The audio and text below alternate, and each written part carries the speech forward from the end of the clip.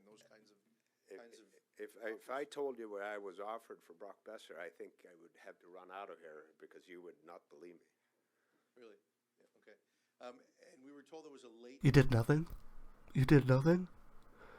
You had a really good goal scorer, a pretty solid bottom pair defenseman, another okay bottom pair defenseman, and you had a really good middle six forward. You traded one of them. This is really hard to do. One of them, I mean, at the same time, I didn't want them to sell too hard. I didn't want them to get rid of all four, but two would be fine, and they got rid of one. Besser was one they were talking about as I played the clip right before I started this video. Alvin's price, apparently his price wasn't there. We'll get right into that because we're going to start actually with this first game. Welcome to This Week in CanucksLand, where we go over all the games that happened this past week and a little bit of news if I could sprinkle it in. There's only 2 games this week, so I can sprinkle in a little bit of news, which is about the trade deadline. Before we start the video, I'm going to go over Fanatics yet again. QR code right here, link in the description. You can pick up beautiful jerseys like that Kiefer Sherwood one. These ones aren't Fanatics, but you can probably get them in Fanatics. Burrows, I don't know. Quebec Nordiques. We got Colorado Rockies that I picked up recently. You can also pick up hats. This isn't a Fanatics hat. I'm pretty sure this was, don't mind my hair, it is a mess. It does say Herschel. My hair is very messy. But yeah, pick up that stuff. QR code right there. Link in the description. You can pick up your gear and stock yourself up on it, and you'll support me. If you like what I do, that would be awesome. Also, make sure to check out my new franchise mode series with the Quebec Nordiques. That's why I got the jersey back there. We're doing the Quebec Nordiques expansion team, 33rd team. We can only pick in the expansion draft Canadian players, trade for Canadian players, sign Canadian players. You get the gist. Draft Canadian players. So yeah, that'd be awesome if you check that out. Also, make sure to subscribe if you enjoy my content, and we'll get right back into the video. The first game was up against the Anaheim Ducks, and yeah, it was a rematch of the game from last week. We lost 6-3. We blew a lead in that game, not the whole week last week. The theme was blowing leads, like we're the Maple Leafs. And yeah, we came into this one really hot, and I was like, okay, they're coming to the first period, looking really good again. And we let the one goal in. Thank God we didn't score one because of the blowing leads. And yeah, Colangelo, weird tip, goes past Blanketed, unlucky.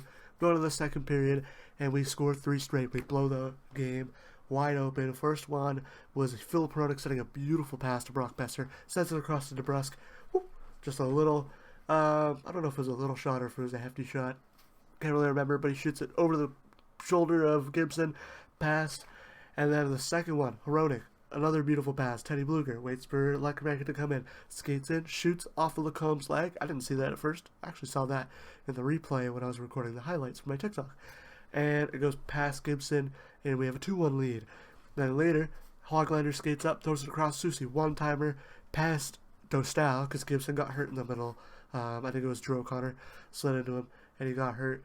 And then, yeah, past Dostal, Kiefer Sherwood was behind the net. He got pushed in by 2 Ducks. The Ducks challenged, and the refs were like, hey, your players did that. Good goal. And then, yeah, Dumoulin got one more in the third period with, like, a rebound where he came streaking in, and he kind of had, like, a weird backhand angle. This is my backhand. And backhand, it was pretty impressive how he got that one.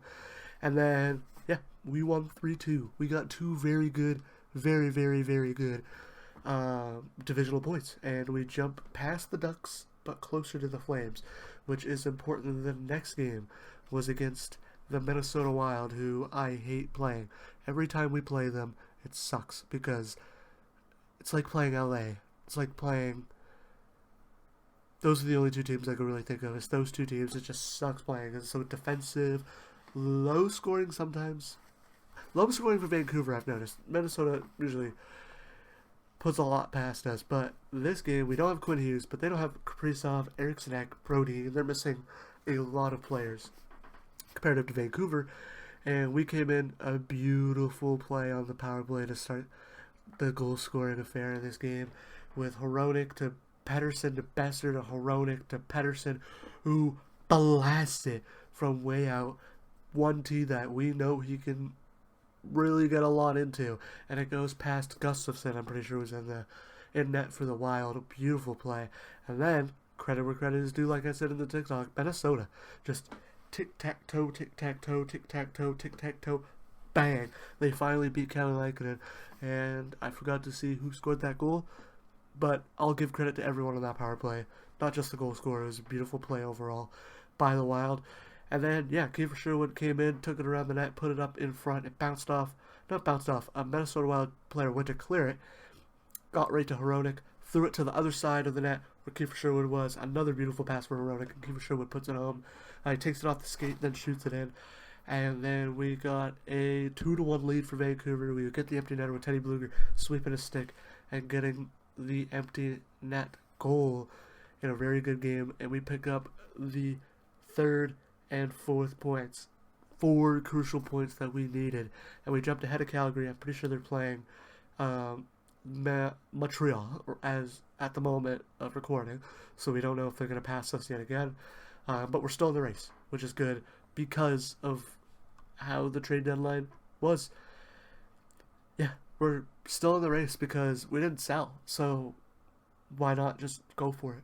Like, I know people are going to be like, oh, if we go to the playoffs and lose in the first round, it's going to be such a waste of a season. And while I agree somewhat, yeah, it'd be a waste, but making the playoffs is what we came in expected to do. And who says we don't go on a run? This is hockey after all. Now, in terms of the trade deadline, we still have Suter, we still have Forbert. Those are the 2 that I'm like, I don't think they get rid of because we still need that defensive depth, although we can get rid of one of them.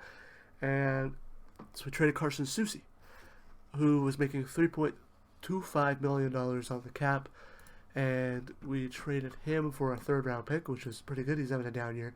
Getting a 3rd round pick for him is pretty good. And then we freed up that money, so now next season we'll have $14.931667 million in cap space. Now that's not including if we extend Besser, and that's not including if we extend Suter and Forbert, depending. I think Forbert will let walk, and Suter we will probably look to re-sign. You could probably get more on the open market than probably what Vancouver could afford to give him with the want to keep cap space.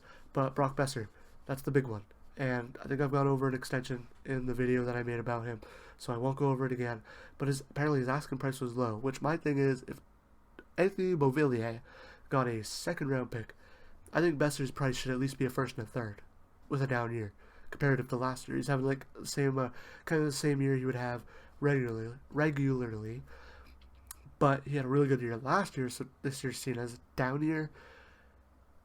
1st and a 3rd I would take for Besser. Like, he's still also making $6.65 million, right? If we retain 50% of his salary, then we could probably get more than a 1st and 3rd. But yeah, who's he playing with though? That's my thing. If you talk about Besser's not scoring like he did last year, not putting up enough as much points as he did last year, who's he playing with? Miller was out for a long time. Miller wasn't himself this year on Vancouver, and then now since Miller's gone, him and Hedel and O'Connor look like they're playing well together. But that was like, but they're not producing. He doesn't have anyone to produce with. So who says he goes to a different team and doesn't produce with another player? But yeah, I honestly think the Canucks need to make a push for the playoffs now because they weren't able to sell. You still have the assets and you still have the team to like kind of make a push. I know people will probably disagree with that. I think that they should. And yeah, and we still have a 1st round pick for this season, so we still try to draft. I think we should go forward. I think our defense is fine. I think we should go forward and try to get a player who can move up in the lineup in a couple of years and really make an impact, like a Jonathan Lekkernacki. But yeah, that's it for this week in CanucksLand overall. I mean, 2 really good games. Pettersson stepped up with that goal. He also won a bunch of faceoffs against Anaheim and won crucial ones to where when they were close to tying the game. Hopefully we get Quinn Hughes back. Last time I said that, we get Quinn Hughes back, we start playing pretty bad. So hopefully Quinn Hughes comes back healthier, because I think this is unrelated to his oblique injury that he had, and we play good when he comes back, and we can push for a wild card spot. So yeah, that has been it for this week in CanucksLand. Thank you guys for watching. These are the 2 videos. I forget which way I put them. I'll put them in editing, which way I do it. Subscribe right down there. And yeah, I'll see you guys next week when we play the Stars, Habs, Flames, Blackhawks. See you guys.